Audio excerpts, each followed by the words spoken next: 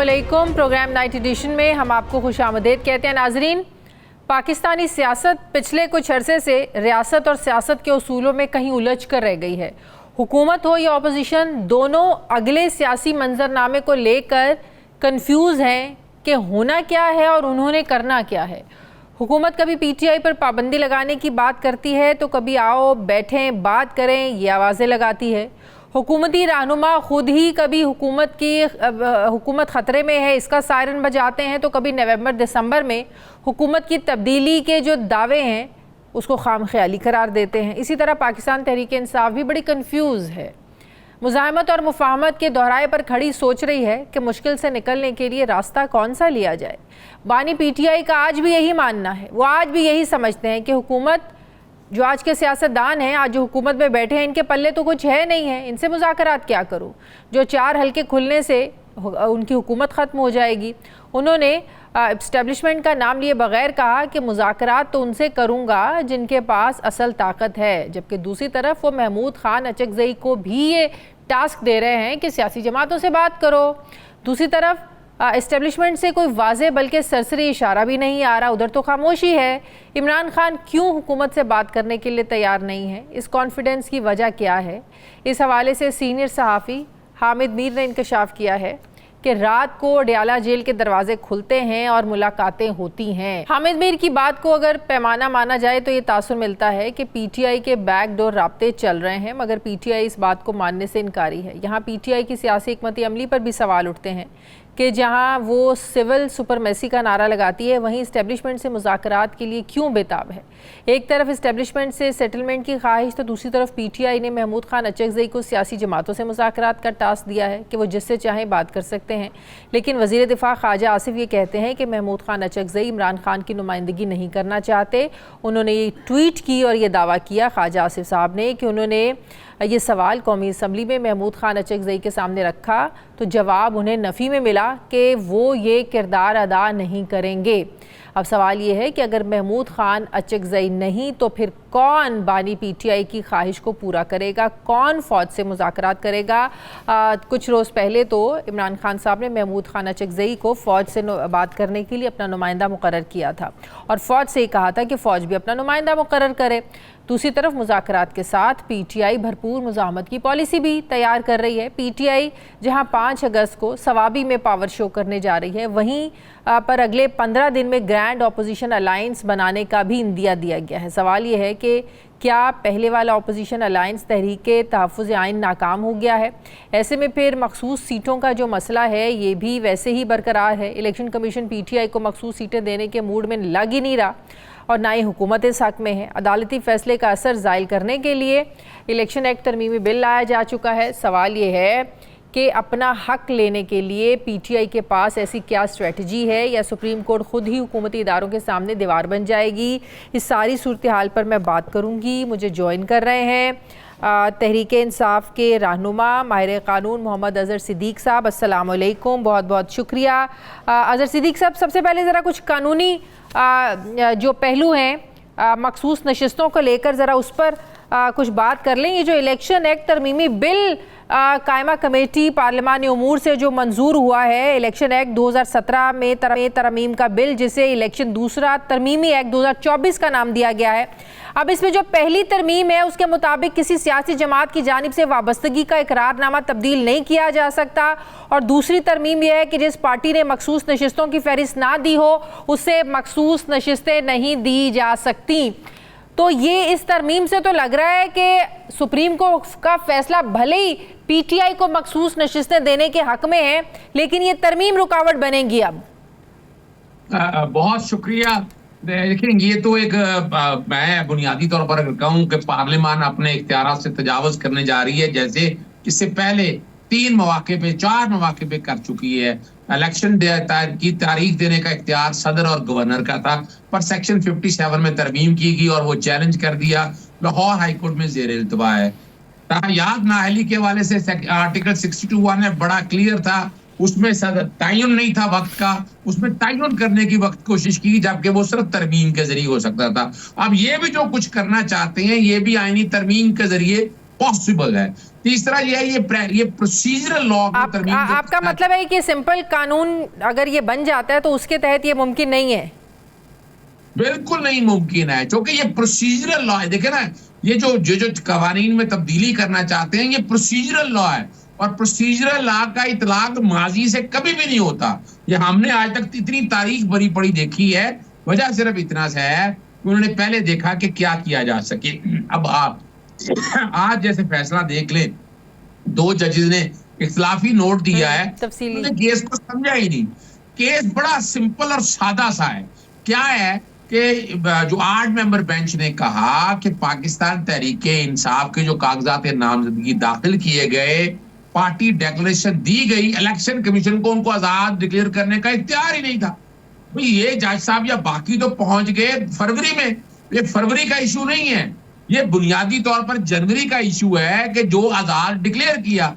8 member ने कहा election commission ये कर नहीं सकता था, इसलिए 39 के 39 वो लोग जिन्होंने डेक्लेरेशन दी थी वो पाकिस्तान तहरीके साहब, चूंकि आप आ गए माजी में, उसी तरह माजी में आ गए हैं। अगर आपको तहरीके अदम एतमाद याद होगा कि 3 अप्रैल 2022 को जब असेंबलियां डिसॉल्व कर दी गई थी और 7 दिनों के अंदर डिसॉल्व होना था, सुप्रीम कोर्ट ने फैसला दिया 7 अप्रैल को, 9 अप्रैल को कहा कि वापिस आप चले जाएंगे 3 अप्रैल पे, कि तहरीके अदम एतमाद उसी दिन पेश हुई, अगर आपको याद हो। तो 3 अप्रैल वाले दिन सुप्रीम कोर्ट आपको ले गई, और आप यहाँ भी क्या किया है, यहाँ सुप्रीम कोर्ट ने कहा नहीं, वो बाद के इवेंट जितने भी है वो गलत है, सुपर स्ट्रक्चर जितना भी खड़ा हो ना। अब डर किस बात का है, इलेक्शन कमीशन बड़ी बुरी तरह फंस चुका है। बहरहाल पार्लियामान ने तो कानून साजी करनी है, अभी सुप्रीम कोर्ट में छुट्टियां चल रही हैं, तो आप लोग अब इसको भी, इस मामले को भी अदालत लेके जाएंगे, तरमीम जो की है? देखिए, बुनियाद हमने कैसे बना ली है। इलेक्शन कमीशन का किरदार अब टार्निश इतना हो गया, पतन की रिपोर्टें वगैरह आपको पता है 430 सफ़ों पर मुश्किल। इलेक्शन कमीशन को तो एक साइड पे रखे ना, ये जो कानून साजी है कोई इलेक्शन कमीशन तो नहीं कर रहा है, तो पार्लियामान में बैठे हुए लोग कर रहे हैं। तो इलेक्शन कमीशन का तो इसमें कोई कसूर नहीं है। इलेक्शन कमीशन ने तो कह दिया था कि कुछ चीजों की उनको समझ नहीं आ रही, उन्होंने सुप्रीम कोर्ट से राय मांगी है इस चीज को लेकर, लेकिन अब जाहिर है सुप्रीम कोर्ट में छुट्टियां हैं। नहीं, ये अब फंसे पर्दा मुलाकातों का जिक्र किसी वक्त आ जाएगा सामने आपको। हमें तो पता है ना कि ये कौन कर रहा है, किस तरह हो रहा है, नजर आ रहा है क्या हो रहा है। मैं आपकी बात का जवाब दे देता हूँ। अब मिसाल के तौर पर ये माजी से तरमीम अगर करना चाहते हैं तो प्रोसीजरल लॉ माजी से इतलाक नहीं होगा। हम कोर्टों में जाएंगे और कोर्टों में हमारे पास 2 रेमेडीज हैं। सबसे पहली रेमेडी हमारी सुप्रीम कोर्ट ही है कि सुप्रीम कोर्ट के फैसले को नलीफाई करने की कोशिश की है। अल समरेज केस बड़ा वाज़ेह तौर पर मौजूद है कि आप मेन प्रोविजनल में तो कर सकते हैं, प्रोसीजरल लॉ में आप कर नहीं सकते। दूसरी रेमेडी हमारे पास ये है कि हम इनको हाई कोर्टों में चैलेंज करें। वो भी रेमेडी हमारी मुकम्मल है, लेकिन उस तक जाने से पहले 6 तारीख तक इलेक्शन कमीशन ने उस फैसले पर अमल दरामद करना है। 6 तक उसको टाइम था, और 6 तारीख के लिए इस्लामाबाद हाई कोर्ट ने भी बेटर स्टेटमेंट मांगी हुई है। वो मामला चीफ जस्टिस आमिर फारूक साहब के पास पेंडिंग है।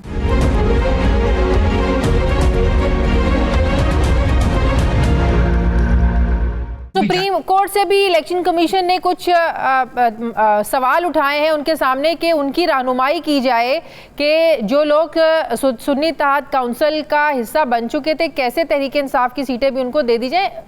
इलेक्शन कमीशन तो खुद कंफ्यूज है, वो तो सुप्रीम कोर्ट से अपनी रहनुमाई मांग रहे हैं। देखिए, इलेक्शन कमीशन कंफ्यूज नहीं है। मैं लफ्ज ऐसे कोई नहीं कहना चाहता कि जिससे किसी की दिल आजारी हो। इलेक्शन कमीशन बड़ा इंटेलिजेंट कह दे कि मैं चालाकी का लफ्ज नहीं भी कहता उसको। मैं बात बड़ी सीधी सी है। जब आप जनवरी में वापस आ जाएंगे, सुन्नी इत्तेहाद काउंसिल तो बाद की बातें हैं, वो तो 8 फरवरी के बाद 9 फरवरी के बाद की बातें हैं। जब आप आ जाएंगे माजी पे, उस पे आ जाएंगे, तो फिर ये बात खत्म। और उसमें उसकी क्लैरिफिकेशन, उसे क्या लेना देना, वो एक आईनी इदारा है। आईनी इदारे ने क्या क्या काम किया आपको अगर याद हो कि 2022 में जब जिमनी इलेक्शन हुए थे तो उसके बाद इन्होंने मखसूस रिश्ते नहीं दी खवातीन की, हालांकि हमारा राइट था लिस्ट के मुताबिक, और इन्होंने फैसला कर दिया। अल्टीमेटली लाहौर हाई कोर्ट ने फैसला दिया और वो मखसूस रिश्ते खवातीन की हमें मिली। तो यहाँ भी जो इलेक्शन कमीशन है, अगर 6 तारीख तक इलेक्शन कमीशन इस पर अमल नहीं करता, जो 12 जुलाई का सुप्रीम कोर्ट का फैसला है, तो फिर क्या इसके क्या कॉन्सिक्वेंसेस होंगे? सुप्रीम कोर्ट बजाते खुद इस पर फिर नोटिस लेगा, आज खुद नोटिस लेगा सुप्रीम कोर्ट? नहीं, देखिए, मैंने अभी एक नोटिस जारी कर दिया है इनको इलेक्शन कमीशन को कहा है कि आप 6 अगस्त तक इस पर फैसले पर अमल दरामद करें। अगर नहीं करेंगे तो आइन के आर्टिकल 204 और section 3 contempt of code ordinance के तहत ये तौहीन अदालत है, और तौहीन अदालत की सेक्शन की इसकी सजा सेक्शन 5 में दी गई है, जो 6 माह तक हो सकती है। अगर ये 6 तारीख तक इस पर अमल दरामद नहीं करेंगे तो तौहीन अदालत की दरखास्त एक अलहदा दाखिल होगी। क्लैरिफिकेशन की इसमें कोई चीज नहीं है, और उसके लिए रेमेडीज जैसे हैं हमने वो भी तैयार, नोटिस हमने ऑलरेडी दे दिया है। अब हम सिर्फ देख रहे हैं कि इलेक्शन कमीशन एक आईनी इदारे के तौर पर अपना फराइज अंजाम देता है या पार्टी के तौर पर। अभी तक तो वो एक पार्टी के तौर पर किरदार अंजाम कर रहा है। मौका अच्छा है उनके पास। नहीं, हमारा जो रेफरेंस गया हुआ है सुप्रीम जुडिशल काउंसिल के सामने, वो वसूल भी हो गया हुआ है, और 430 सफ़ों पर मुश्तमिल वो रेफरेंस है जो जिसमें इलेक्शन कमीशन की जानबदारी 10 का इलेक्शन से लेकर अब तक की 23 ऐसे मौके जिसपे जिक्र किया हुआ। ठीक है अजहर सिद्दीक साहब, अब जो सियासी मामलात हैं जिसमें तहरीक इंसाफ बहुत ज़्यादा कंफ्यूज लग रही है कि तहरीक इंसाफ ने अगर अपनी मखसूस नशिस्तें वापस लेनी है या मुज़ाकरात करने हैं, ज़ाहिर एक सियासी अदम इस्तेहकाम तो है, लेकिन तहरीक इंसाफ कभी बात करती है, खान साहब कभी बात करते हैं कि उन्होंने बात उनसे करनी है जिनके पास ताकत है। ज़ाहिर है ये किसी से ढकी छुपी बात नहीं है, फ़ौज से बात करना चाहते हैं, वो आर्मी चीफ से बात करना चाहते हैं। एक तरफ वो नुमाइंदा मुकर्रर करते हैं अचकज़ई साहब को कि हमारी तरफ से ये नुमाइंदा है, फ़ौज अपना नुमाइंदा मुकर्रर करे। बाद में जब अचकज़ई साहब इनकार कर देते हैं तो वो कहते हैं आप सियासी जमातों से बात करें। फिर कहते हैं कि सियासी जमातों से बात करने का क्या फ़ायदा, 4 हल्के खुलेंगे तो इनकी तो हुकूमत ही ख़त्म हो जाएगी। समझ में नहीं आता कि खान साहब खुद क्या चाहते हैं, वो बिल्कुल कंफ्यूज हैं, किससे बात करना चाहते हैं, उनको खुद शायद समझ नहीं आ रही है कि किससे बात करेंगे तो हल निकलेगा। देखिए ना बिल्कुल कंफ्यूज नहीं है, बड़ी क्लैरिटी है। मेरी जब भी मुलाकात हुई है उनके साथ बड़ी क्लैरिटी है। देखिए 2022 से लेकर आज तक अगर आकर देखें कि ये हुकूमत किन के सर पर खड़ी है, याद रखिएगा हम किसी गैर जमहूरी रवैये में नहीं जाएंगे। हम कोई ऐसा काम नहीं करेंगे जो जमहूरियत और आइन से हटकर होगा। जो आइन में तरीकाकार दिया है उसी पे अप्लाई करेंगे। और अब है क्या, यानी हम देखिए आपको पता है फॉर्म 45-47 जो है आखिरी स्टेज के ऊपर है। अगस्त सितंबर में हमें उम्मीद है तो इससे हमारी हुकूमत आने के चांसेस हैं। मेजॉरिटी जब हमारी होगी ये असेंबलियां तहलील करने की कोशिश करेंगे, और नवंबर तक कोशिश होगी ये कि असेंबलियां तहलील करें, नए इलेक्शन की तरफ जाएं। तो हमने हमारे जेहन में ये भी है, ये तो ख्याली पुलाव है ना। नहीं, ख्याली पुलाव नहीं है, ये कैलकुलेटेड बात है। हमारी सीटों के हवाले से जो डिस्ट्रीब्यूशन है ना उसके मुताबिक है। हम ऐसी खाली बात कोई बात नहीं कर रहे हैं कि जैसे हमारी मखसूस जिससे वापस हमारी सीटें वापस आनी है, तो यहाँ बैठकर ये समझना चाहिए। अब नहीं समझ रहे ना। देखिए ना, बात बड़ी बात है, सियासी जमातें जो हैं वो अपने इक़्तिदार के मजे ले रही हैं, जो जमहूरी ताकतों को मजबूत नहीं होने देने जा रही। हम तो ये कह रहे हैं कि आप घर बैठे आप अपना काम करें। ये सियासतदानों का काम है, सियासतदानों को करें। हम ये नहीं कह रहे कि आप हमारी हुकूमत दे दें। हम कोई ये मुतालबा नहीं कर रहे हैं कि आप हमें हुकूमत में ले आए, दे आए। खुद आप लोग बात नहीं करना चाहते हैं डायरेक्ट, क्या इस वजह से बात नहीं करना चाहते हैं कि जो आपका एक सियासी बयानिया है इसको ठेस ना पहुंचे, इसको नुकसान ना पहुंचे, तो बीच में आप लोगों ने डाल दिया महमूद खान अचकज़ई साहब को कि शायद कोई बात बन जाए। तो अगर ना भी बात बनी, आपका सियासी बयानिया एटलीस्ट बरकरार रहेगा। क्या ये वजह है कि अचकज़ई साहब को आगे कर दिया आप लोगों ने? नहीं, देखिए आप ये देखिए, अगर पाकिस्तानी तारीख में देखें, नवाबजादा नसरुल्लाह साहब जब होते थे, जब ऐसे हालात आते थे, तो कोई ना कोई था कि इन मामलात का हल निकालता था। अब पाकिस्तान के अंदर कोई ऐसी शख्सियत मौजूद नहीं है, ना साबिर नजर मौजूद है। लेकिन महमूद खान अचकज़ई ये है कि उनकी हम जितनी हिस्ट्री जानते हैं कि वो सिविल सुप्रीमेसी की बात करते हैं। वो चाहते हैं कि हर एक का जितना किरदार वो कर सके, इसीलिए उनके जिम्मे मैंडेट है ताकि वो सिविल सुप्रीमेसी को बरकरार रखें। आईने पाकिस्तान, लेकिन आप लोगों का तो एक ही मुतालबा है ना कि आप लोगों का मैंडेट वापस मिले। तो हुकूमत जो है वो क्यों अचकज़ई साहब का ये मुतालबा जो है ना वो सुनेगी, क्यों उनकी बात सुनेगी, क्यों जो अपना जो इक़्तिदार है वो कहेंगे ठीक है अचकज़ई साहब हमसे बात कर रहे हैं, ये मुतालबा है, हम दोबारा इलेक्शन की तरफ जाते हैं। क्यों? ना महमूद अचकज़ई के जरिए हमको मैंडेट वापस नहीं हम कह रहे बात करने को। फिर वो सियासी जमात चाह रहे हैं कि सियासी जमातें जो किरदार है जो एस्टैब्लिशमेंट का एक रोल है, जो सियासी जो आईन पाकिस्तान 1973 कहता है, उस पर अमल दरामद मुमकिन हो सके।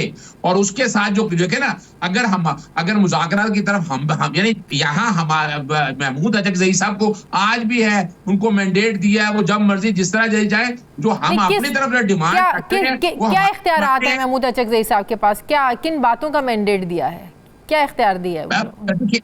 आईने पाकिस्तान 1973 पर अमल दरामद है, सिविल सुपरमेसी की बात है, और ये जो तरीकाकार है पॉलिटिकल विक्टिमाइजेशन का, जो लोगों को ज्यादतियां करना, यानी एक ऐसा निजाम बनाया जाए कि जिससे ये ना हो सके कल हम आज हम है तो कल कोई दूसरा ना हो। हम तो सीख गए सबक, लेकिन बाकी सियासी जमातें शायद सबक नहीं सीख सकी है इस बात से, तो कम अज कम। लेकिन महमूद अचकज़ई साहब तो कहते हैं, कुछ रोज पहले उन्होंने इंटरव्यू दिया, उन्होंने कहा कि फौरी जो है वो नेशनल हुकूमत बननी चाहिए, जब नेशनल हुकूमत बने तो तय करे सारे मामलात को, फिर बाद में जो फ्री एंड फेयर इलेक्शन के हवाले से मामलात जो सबसे इम्पॉर्टेंट है वो तय हों, उसके बाद नए इलेक्शन की तरफ जाया जाए। अचकज़ई साहब तो ये बात कर रहे हैं कि नेशनल हुकूमत बने, ऐसी कोई बात आप लोगों से डिस्कस की अचकज़ई साहब ने? देखिए, अचकज़ई साहब से जब ये गुफ्तगू शुरू होगी ना, ये तो हो सकता है उन्होंने अपने तरह कहीं बातों मैंने वैसे सुनी नहीं है, लेकिन जब ये गुफ्तगू चले बहरहाल अभी जैसे ये गुफ्तगू शुरू हो गई, जब टेबल टॉक, आपको पता है कि मिसाके जमहूरियत में आने के बाद मिसाके जमहूरियत का तिया पाचा कर दिया उन सियासी जमातों ने। हम चाहते हैं मिसाके पाकिस्तान हो और ये तय हो आइंदा से, फिर उस पर सारे अमल दरामद करें, ऐसे ना हो। इसीलिए महमूद अचकज़ई साहब, अभी तो डिस्कशन चल रही है, जब टेबल पे बैठेंगे, जब मुलाकातें होंगी, सारा कुछ सामने आ जाएगा और उस पर इंशाल्लाह अजीज पूरी कौम को सामने रखते हुए एतमाद में उस पर अमल दरामद भी होगा। अजहर सिद्दीक साहब, ये भूख हड़ताली कैंप क्यों फ्लॉप हो गया? सारा दिन खाली रहता है, बाद में कोई आता है, उठता है, चला जाता है, हुकूमत कहती है आते हैं, खाते हैं, पीते हैं, फिर आके बैठ जाते हैं, खाने के लिए चले जाते हैं, तो ये भूख हड़ताली कैंप तो फ्लॉप होता हुआ लग रहा है। ना, ऐसा नहीं है। पहले तो बात है कि हमने ये भूख हड़ताली सारे दिन के लिए नहीं लगाया, ये थोड़े से मुख्तसर अरसे के लिए है, और ये एक अलामती भूख हड़ताली कैंप है, ये तारीख में होते रहे हैं, ऐसा नहीं है। जब भूख हड़ताली कैंप लगाएंगे फिर वाकई आप देखेंगे। अच्छा, ये जाली सा है कि खाना खा रहे हैं लेकिन ऐवी नाम का लगाया हुआ है, पेट सबके भरे हुए हैं, अलामती। देखिए, या तो हो ना सारे दिन के लिए 24 घंटे के लिए आपको नजर आए, फिर तो आप खाने वाने की सारी बातें अपनी जगह है। ये उस टाइम के लिए कि उस टाइम में जहां जो बैठा है वो खाता पीता नजर आए, तब बताइएगा ना कि उस जब वो अलामती भूख हड़ताली कैंप में बैठे होते हैं तो तब की बातें हैं, तो उसमें ये अलामती है और इंशाल्लाह कामयाब चल रहा है। इससे क्या फर्क पड़ेगा? इससे हुकूमत को क्या फर्क पड़ेगा? देखिए, ये वजह सिर्फ है कि मोबिलाइजेशन हो रही है, मुख्तलिफ तरीकाकार है, गली मोहल्ले में मीटिंग्स हैं, जलसे जुलूस है, ये वन ऑफ द स्ट्रेटेजी है कि जहां चीजों को आगे लेकर जाना है, और कोई वजह नहीं है। सिर्फ मकसद सिर्फ ये है कि हमने लोगों को मोबिलाइज करना है। लोगों को जब मोबिलाइज होगा फिर बड़े काल की तरफ जब जाएंगे, अभी स्वाबी का जलसा आ रहा है ना 5 तारीख को, आप देख लीजिएगा कितनी आवाम आती है, और उसके बाद ये सब जब सारी चीजें इकट्ठी होंगी तो इस स्ट्रेटेजी से आपको नतीजे सामने आना शुरू हो जाएंगे। It is one of the strategy. बहुत बहुत शुक्रिया। हमारे तहरीक इंसाफ के रहनुमा मोहम्मद अजहर सिद्दीक साहब मेरे साथ थे। मुझे ब्रेक लेनी है नाज़रीन, वापस आते हैं वक्फे के बाद।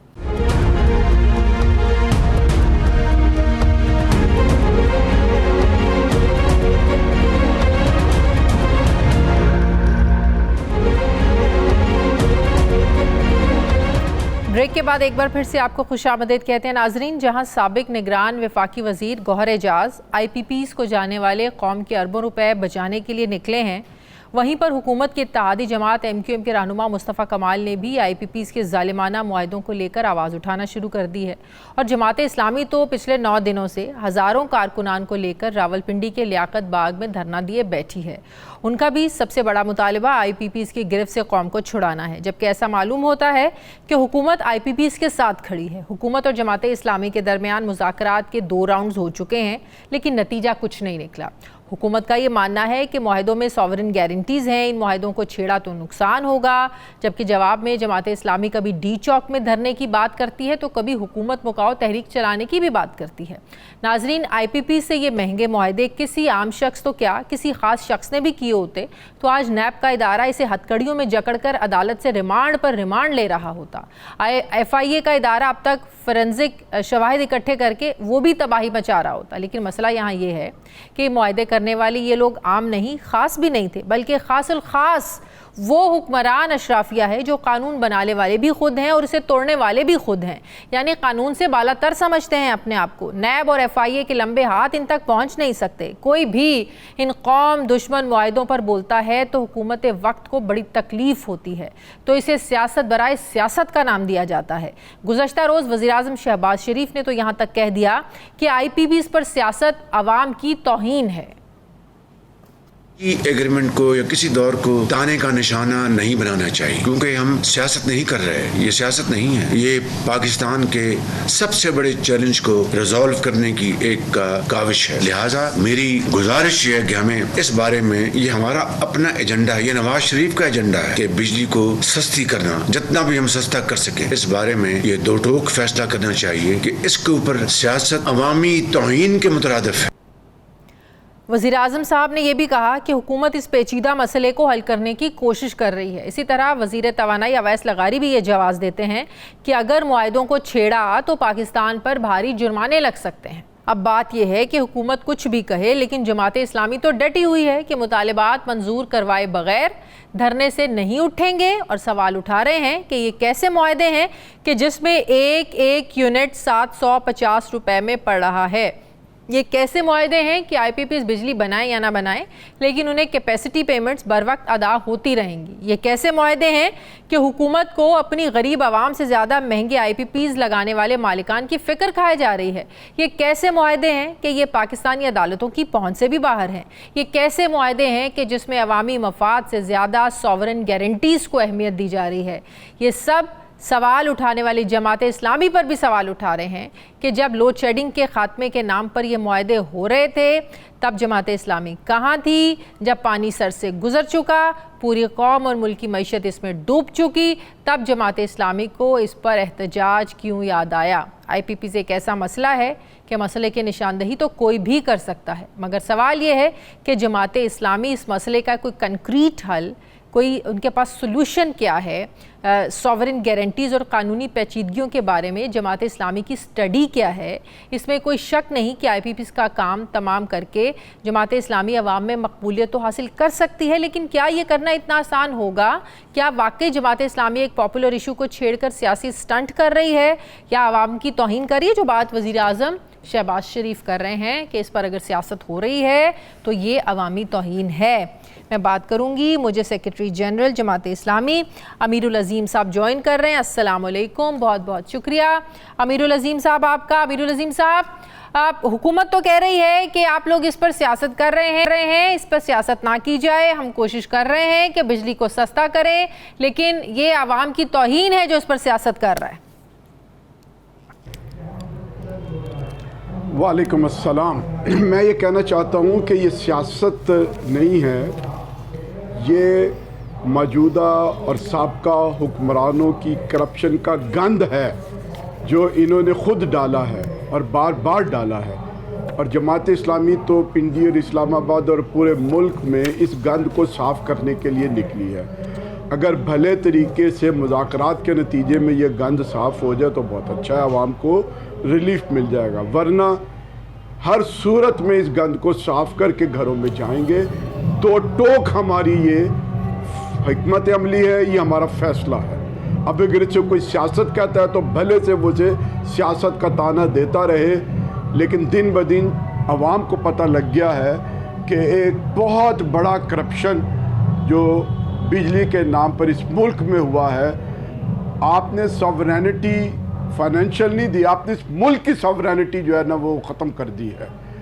वापडा से जो इख्तियारात था बिजली पैदा करने का, डिस्ट्रीब्यूशन का, वो सारा काम जो अथॉरिटी थी वो छीन कर इन्होंने 1985 के बाद इस्लामाबाद के पावर डिवीज़न में ले गया। वापडा मुंह देखता रह गया और वहाँ ले जाके इन्होंने बिजली के महकमे को सोने का अंडा देने वाली मुर्गी बना दिया और ये सोने के अंडे जो है वो हड़प किए जा रहे हैं और कौम तबाह। लेकिन अमीरुल अज़ीम साहब, ये गंद एक वक्त में एकदम अचानक इकट्ठा नहीं हुआ, ये दिहाइयों पर मुहित गंद है जिस पर आज आप लोग बात कर रहे हैं। अगर इस मसले को वक्त पर रिजॉल्व कर लिया जाता, जब ये मुआहदे हो रहे थे उस वक्त ये बात होती, उस वक्त एहतजाज होते कि किस किस्म के मुआहदों को सामने लाया जाए, कोई अदालतों में जाता, ये सब चीज़ें ब्लैक एंड वाइट में अगर उस वक्त सामने होती तो ये गंद बढ़ता ना।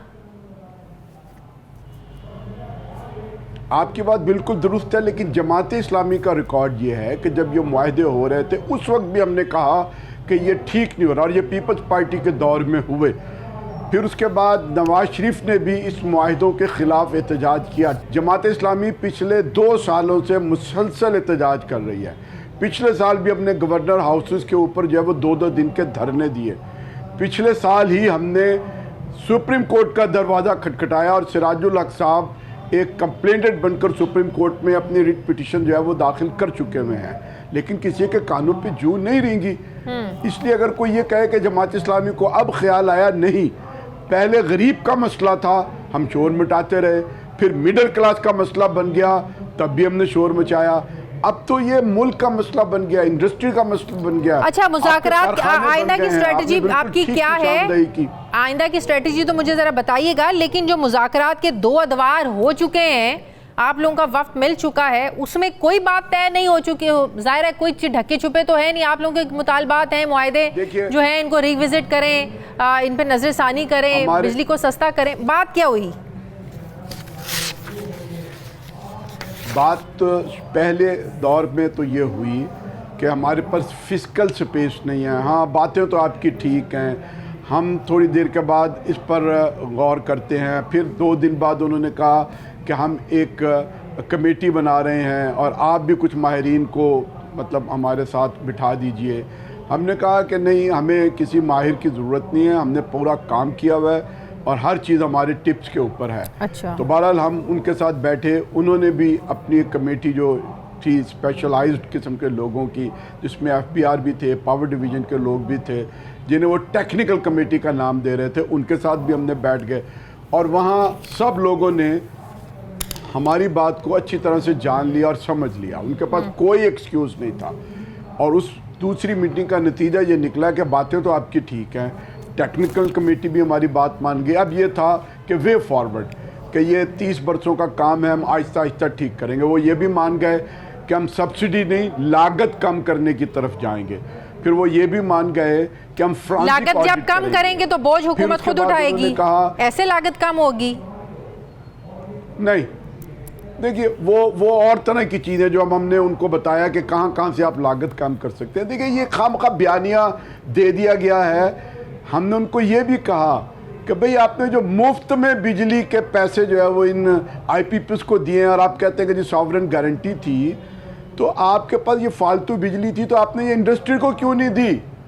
कहने लगे जी कि हमारे पास सिस्टम नहीं था कि IPP जहाँ बिजली पैदा हो रही थी हम उसको डोमेस्टिक लाइनों के ज़रिए वहाँ तक पहुँचा सकते। अच्छा, तो हमने उन्हें बड़े तो फिर ये मुआहदे क्यों किए? इतनी ज़्यादा बिजली के मुआहदे क्यों किए जब आपके पास जगह ही नहीं है? एक बर्तन कम है तो बर्तन की कैपेसिटी से ज़्यादा क्यों डाल रहे हैं? वो अच्छा नहीं, ये भी एक बयानिया बेवकूफ़ बनाने का।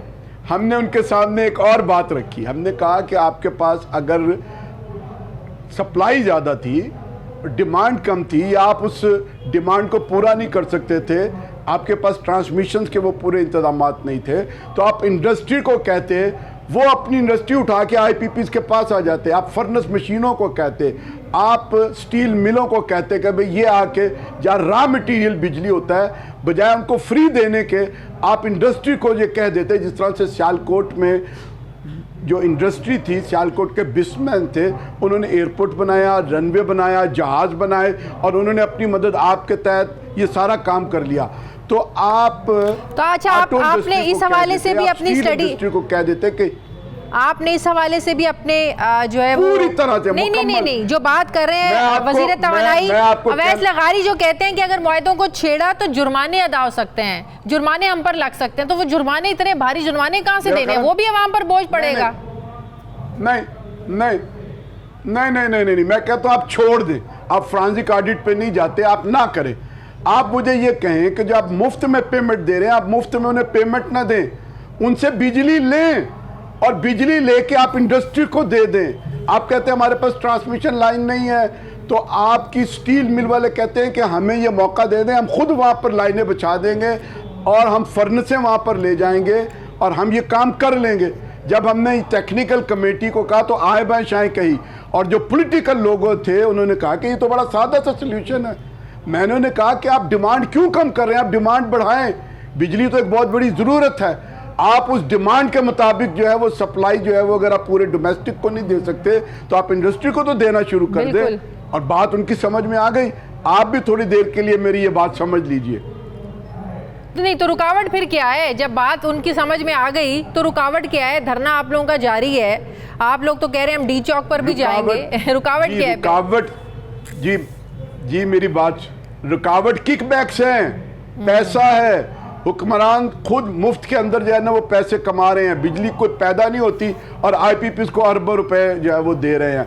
आपका इस वक्त डिफेंस का बजट 2400 अरब है और आईपीपीज को जो कैपेसिटी सरचार्ज जो मुफ्त में दिया जा रहा है वो 2600 अरब है। आप देखिए कि दफा एक तरफ रह गया और 2600 अरब जो है वो आप मुफ्त में आईपीपीज को दे रहे हैं। क्यों दे रहे हैं? मैं कहता हूं कि आपने वो 2600 अरब की बिजली जो है वो क्यों नहीं सीमेंट इंडस्ट्री को दी, क्यों नहीं जो है वो अपने स्टील मिलों को दी, क्यों नहीं जो है वो किसी और इस तरह की इंडस्ट्री को जो बिजली जहां रॉ मटेरियल होता है उनको क्यों नहीं दी?